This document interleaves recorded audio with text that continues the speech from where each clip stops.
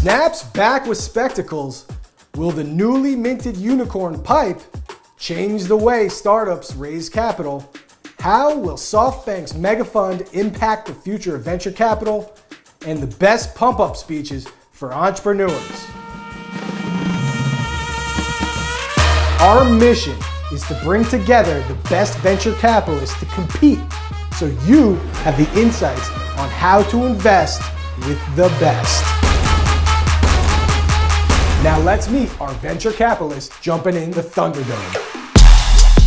John Frankel, founding partner, FFVC, the most engaged technology venture capital firm in New York City. Leads seed rounds with check sizes of $300,000 to $700,000. Christy Pitts, general partner, Backstage Capital, formerly with Verizon Ventures, runs a $36 million fund that has invested in over 150 underrepresented founders.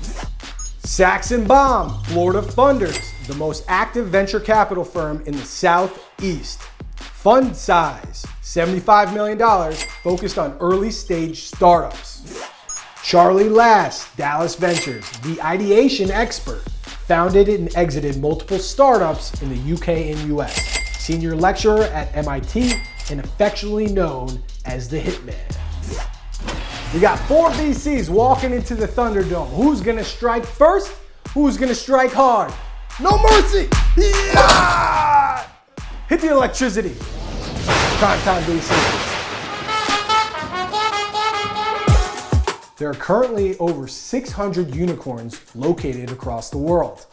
What's an under-the-radar future unicorn that will have their coming out party this year? Christy, kick us off. All right, so the future unicorn that I want to call out is a company called Tala. Tala is a fintech company. Anyone with an Android smartphone globally can apply for a loan and receive an instant decision. Applications only take minutes, and more than 4 million people worldwide have used Tala before. They had their Series D in 2019 and have raised over $200 million, so keep an eye out for Tala. Tala, okay. Private company valued at $1 billion is the definition of a unicorn. I'm gonna go over to John. What's a under the radar unicorn? I think I'm gonna cheat here. Can I start off cheating this week, Charlie? I think so. Okay, Go great. ahead. So to set the tone, future unicorn is Owlet Baby Care. This is a company that's going public through a D-SPAC, Sandbridge Acquisition Group. And you're sponsored by them. You know them? If they're going public, does it count as a unicorn? Don't you have to be a privately traded company? Not quite public. Especially through a SPAC. If you're wearing their swag, does that count? You getting paid, John? I'm wearing an Owlet shirt. How did that happen? Weak.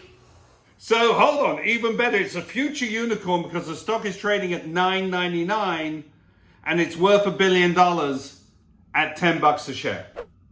Okay. Connected nursery helps parents really bring up their babies safely and not die. Useful thing when you have a baby. And just a great team out of Utah. What can I tell you? All right, keep an eye out for Owlet and the SPAC. We're gonna go over to Saxon. Yeah, it seems like John has some insider information he's pushing over there. I'm going to have to go with my guys. Oh, yeah, sure. I'm going to have to go with my guys over at Simple Bet. Simple Bet is a proprietary micro betting technology. They're out of New York. CEO's in Miami. He's a great friend of mine, and they are providing amazing micro betting solutions so that you can bet in game. You can bet in play, not just in game. So you have a batter at the plate. You can now bet whether it's going to be a ball, a strike, a single, a double, a home run. MLB is using it. The NBA is using it. FanDuel's using it. These guys are absolutely on fire. Simple Bet sounds good, and I think only 25% of the market's legal right now, which will soon increase, so that's pretty good. Charlie Lass, future unicorn, under the radar. It's adorable what you guys have suggested. Thank you very much for your contribution. The under the radar unicorn for me is Zapier. It's a life-saving no-code for small businesses. They've got 3,000 apps connected.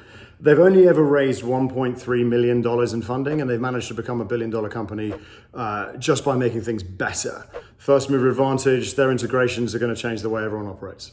Terms to be also noted, Decacorn, which is a company valued at $10 billion, which is Uber, $62 billion valuation, or Dropbox. Super Unicorn, $100 billion valuation, which would be Facebook before they went public. So keep that as a note as well. IPOs continue to bubble and quickly fade while underperforming after their debut. Meanwhile, crypto and DeFi are building momentum as they take us on a roller coaster nearly every other day. What is the current state of retail investing and what's the future? Saxon, kick us off. You got dumb money chasing stupid money and stupid money chasing dumb money. You got money going into swing stocks. You got money going into doggy coin. You got money going into stuff that nobody's even heard of.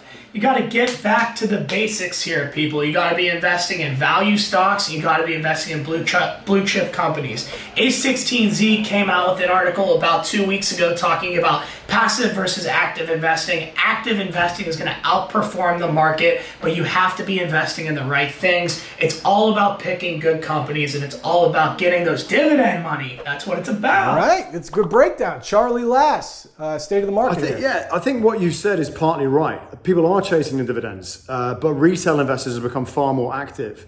They're seeing 30%, 40% gains in a day, but AMC today went up like 70%. Those are people chasing gains. It doesn't necessarily mean it's value. They're chasing volatility. Retail investors are torn.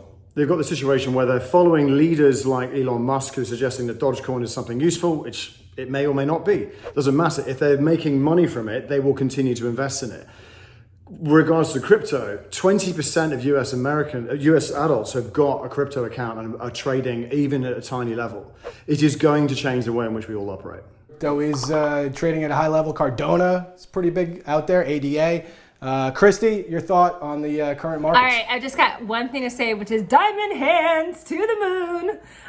So I think that the markets are so crazy right now. It's a roller coaster. Everybody needs to buckle up. And I am what you might call a geriatric millennial. So I have lived through a couple of crashes before in my lifetime, 2000 and 2007. And the markets are all over the place. It can be a lot of fun. I bought some AMC. I've been tracking it. I sold a little bit today. But it's AMC also, today, yes. AMC options. 35% return. But you also have to be, really cautious. Keep some money in an emergency fund and don't put it all in the market because it's unpredictable. That's my 2 cents. If I can jump in on the AMC bit, there's this difference between equity trading and options trading. Like, it doesn't take much to make a huge amount of money with literally options is gambling, which people don't really care about as much. The equity trading is something that can absolutely tank, and people don't really get it. The options trading, get Gatsby's. Wait, so Charlie, are you trying to say that options trading can't tank? Oh no! I'm saying that if you're going to trade options, then you have at least potentially a little bit more understanding of how badly things could go. There we go. Buy into stock and think, that makes more sense. That makes more sense. You can lose everything. But if we really keep it real, it can take even faster. Let's go over to John. Give John his take. You guys are having too much fun. Let John join for someone who's had far too many decades of experience in the stock market, I will tell you this. There are times to play and there are times to put your toys away. And right now, you've got vicious rotation. It's a good time just to sit back and watch the tape and read it. And when it feels good, come back in and play. Bottom line here, it's a great time to get educated. Play small, play smart. Use StockTwits, one of our portfolio companies, to see what everybody else is saying, whether it's crypto, whether it's stocks, whether it's options, and just get smart. And you can make a lot of money over time, which is why we do it. All right, StockTwits shout out. Saxon, I see you shaking your head. You wanted to jump in there potentially? Yeah, you got to pay to play, John. You got to pay to play. Right now, there's so much money to be made in the markets. You got to get your money to work. And you got to be with Christy and Diamond Hands over here. You can't be paper hands. You got to ride it to the top. We got money to be made. I'm telling you, if you play every day, you get exhausted. It's a killer. I've seen so many hedge fund guys retire in their 30s, gray-haired, with their little walkers because they watch the screen every single day. We're excited to announce our partnership with M1 Finance in creating the Prime Time Portfolio. We're taking the insights from our VCs to buy stocks using the M1 Finance Super App. We're inviting you to download the app, the link below, to invest alongside us. All gains from these investments will be donated to the nonprofit Girls Who Code. Download the app and let's make some money for a good cause. Hot Sectors, powered by M1 Finance. Pipe has been touted as one of the most important fintech companies of our lifetime and just raised $250 million, led by Greenspring Associates, giving a $2 billion valuation. The industry's first subscription financing platform is letting SaaS companies turn subscriptions into upfront cash flow. Will Pipe fundamentally change the way entrepreneurs and organizations raise capital to fund their growth? Hitman, Charlie Lass, started off. Yes, is the answer. There you go. Take that clip. No, Pipe is expanding from SaaS to all kinds of businesses. It's enabling that expansion from a bootstrapped, garage-based startup into something that can actually really scale without giving away half the farm. It changes the way a company can scale and grow. Between its launch in, was it June last year, tens of millions of trades taking place through its marketplace. Their ARR is fantastic, and their $1 billion valuation, I think, is very well justified. Chrissy, you agree with this? How Pipe changing the way entrepreneurs raise capital? Yeah, so I think that Pipe is a really cool company.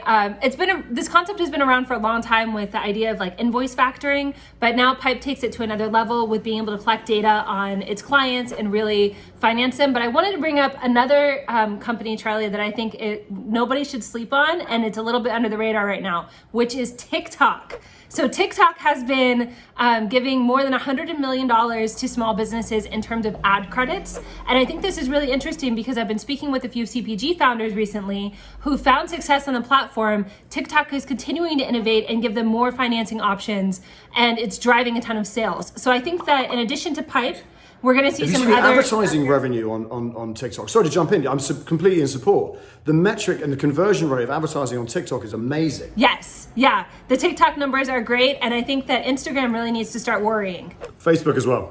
Forget Facebook. Natural transition to our TikTok star, John Frankel. Your thoughts on this? Pipe changing the You know, innovation comes slow and then it comes fast. And we've been talking about factoring for a long time, as I think Christy said. But their ability to build marketplace liquidity and allow SaaS initially and non-SaaS companies to fund receivables, I think is fascinating. And I really think that this is part of a change we're going to see. You know, there's a lot of innovation that's needed. This will help with funding generally. And I think it's only just the start.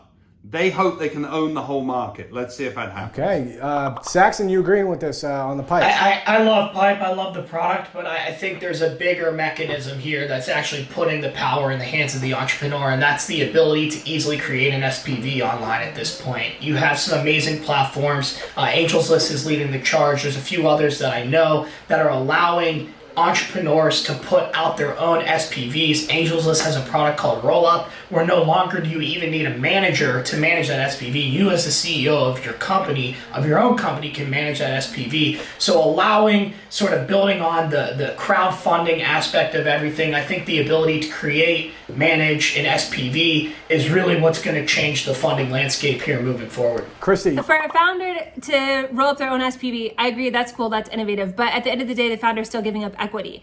In comparison to Pipe, where a founder can finance their operations and they don't have to give up equity for it. It's clearly a better option. Yeah, but a founder could always factor their invoices. A factoring company isn't anything different. I think the unique thing about Pipe is that investors are now getting higher yield. Yeah, but hang on, but in order to get to that point, they need some bloody revenue.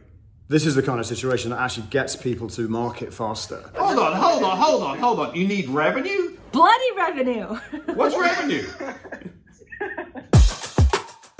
Mega funds. SoftBank's Vision Fund is back. Once labeled a flop after losing $13 billion last year, SoftBank announced a profit of $12 billion this quarter. SoftBank's success has proven that mega funds can pay off in venture capital. What impact will mega funds like SoftBank have on venture capital going forward? John, please enlighten us. Firstly, you cannot measure the performance of these funds quarter to quarter, even year to year. You need a decade, maybe 2 decades to prove it out. But there is a ton of money. There's trillions of liquidity being pumped into the US economy, into the dollar economy, and it's working its way into private companies, which is great. But the big issue here is the companies can take it because we build all the infrastructure for companies to grow incredibly fast. We just talked about Pipe being a $2 billion plus company in, 2 years. It's like ridiculous. You could never do that before. The Fed has allowed growth to be bid.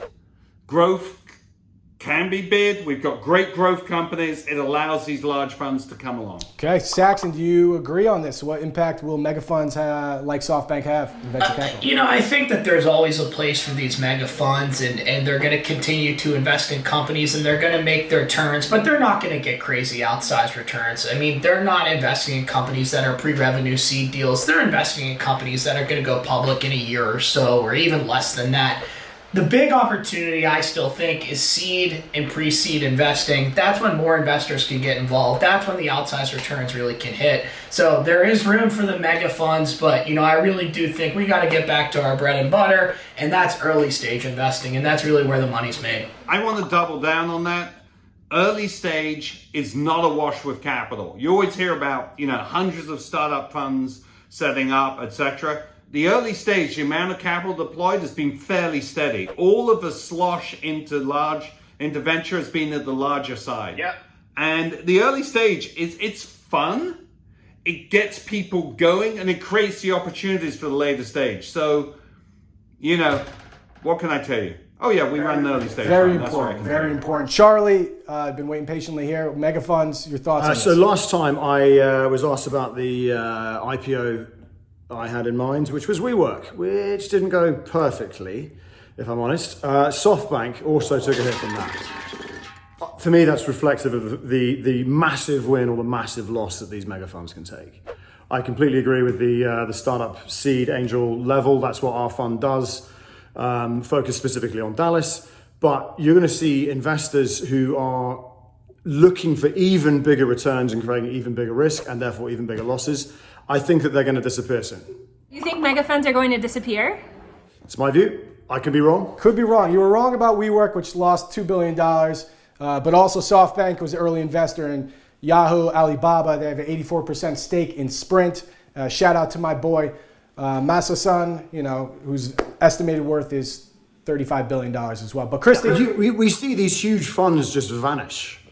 I think that people are going to get even more Christy risk. doesn't agree with you, and we're going to give it over to Christy. Yeah, so I definitely disagree that I do not think that the Vision Fund is going to disappear. And I think, there are a lot of initial worries about having mega funds in the market and how they're going to delay IPOs, but we can put those worries to rest now. We've had an IPO blitz and a SPAC blitz over the last 18 months. So my view is that mega funds are going to continue to fill the gap between venture, private equity, and public markets. And we're going to continue to see ambitious founders raise huge rounds. And sometimes we'll see huge returns, but also sometimes that may not be the case. Okay. Masayoshi-san, doing big things. My guy. We're going into the finals here. And unfortunately, our guy Charlie and John, you are not in the finals. I'm sorry. We got people flexing on you right now. Just getting flexed on. I don't know, Christy. What are your thoughts? You gonna take it easy on me or what? No, sorry, not today. No, today's not the day. I got diamond hands on myself. What, you saying I got paper hands over here? Is that what I'm hearing? I mean... The Money Round, brought to you by First Republic Bank. Spectacles are back. Snap spends $500 million in acquiring Wave Optics, the startup that supplied the technology that helps power the AR glasses. Buy or sell the future of Snap's spectacles the second time around. I'm gonna give it to Christy to start us off. Buy! Snap is so much fun. Spectacles have come a long way. I think that this technology is really going to be just a fun part of daily life. So I definitely recommend buy spectacles. Big fan of spectacles. Saxon, you agree buying on the spectacles? Even if she said sell, I would still say sell. And I love wearing spectacles. These glasses are going nowhere, just like Google Glass went nowhere, just like the first Snapchat glasses went nowhere. The only glasses people are wearing are hater blockers, and that's what you need to do with these Snapchat glasses. Block them out, block them out. Upskilling and cohort learning continues to pick up momentum. If you can teach a masterclass to the founders within your portfolio companies, what skills or topics would you focus on and why? Saxon, over to you. Yeah, I'm going to have to go with sales. I mean, nothing matters unless you have revenue coming through the door, unless you're generating revenue from sales. So I'm going to have to say selling in teaching how to sell. Back in my early infancy of my career, I went to Sandler's sales class. It is an amazing class that they teach you how to sell, everything from cold calling to closing. It's all about selling and it's all about revenue. That is the gas on the fire for running a business. ABC, always be closing. Christy, That's what it's about. what would you teach? All right, so I'm sorry to say cold calling is very much last century. In fact, now it doesn't happen anymore. It's LinkedIn DMs and that's it. But I'm gonna flex a little bit. I'm gonna say if I was gonna teach a class, an area that my portfolio calls on me for all the time is corporate partnerships and business development. Before I was at Backstage, I worked at Verizon where I led the partnership in 2013, back in the day with Uber. And I also worked on the Verizon Ventures team where we deployed $100 million a year into startups that were strategic for Verizon. So basically, I am down to help you make the most of Fortune 500 connections for any of the startups in my portfolio, or if you want to hit me up on Twitter or TikTok, I can help you out. Strong flex. Lolita Top continues to inspire entrepreneurs with her golden tweets. What's your best pregame pump-up speech for aspiring entrepreneurs? Christy, hype us up. All right, so I'm gonna start off with the real, which is for anybody that wants to become a founder, you can do it. The founder community is here to see you win. And there are lots of VCs, friendly ones like us. We might talk a little smack, but we still wanna see you win. So jump in and take the leap. The worst thing that could happen is you're back in a day job. And then I also wanna say, don't forget to have your jams as well. One of my favorites is Lizzo. Hair toss, check the nails, feeling good as hell. Ooh, man, that's a tough one to follow. Saxon, what are you gonna, what's your pump-up speech here? Because it's the NHL playoffs, I'm going to have to go with the famous Herb Brooks, the miracle speech. Tonight is your night. Their time is over. Today, it's your time. It's your time to go out there, start that business, start that idea that you've always wanted to see successful. If you fail, you'll fail hard and you'll fail fast. And you'll get back up and you'll do it again. It's all about trying because it's your time. Their time was over. Solid all around. This is a close one, but we're going to give it to Christy. The Lizzo speech won it. So Saxton, welcome to the show, but Christy's been flexing on you. So that's congratulations, Christy. Unbelievable. You got your first win. Your belt's coming in the mail. Handshake, Saxton. The final word. So I'm a general partner at a firm called Backstage Capital. And at Backstage, we've been investing in companies led by underrepresented and underestimated founders since 2015. Women, people of color, and LGBTQ founders. You can join us. Invest alongside us at Backstage Crowd, backstagecrowd.com. We're sharing deals every month for both accredited and non-accredited investors. So if you're interested in diversifying your portfolio, put your money where your mouth is and join us at Backstage Crowd. Yes, Charlie, thank you for having me. I'm so excited that I won. Hey, thanks for watching Primetime VC. If you made it this far, we want you on the team. We're hiring, we're growing, we're building out an empire. We want you. Follow us on social media, check out the podcast. Let's grow together. Appreciate you. See you next week.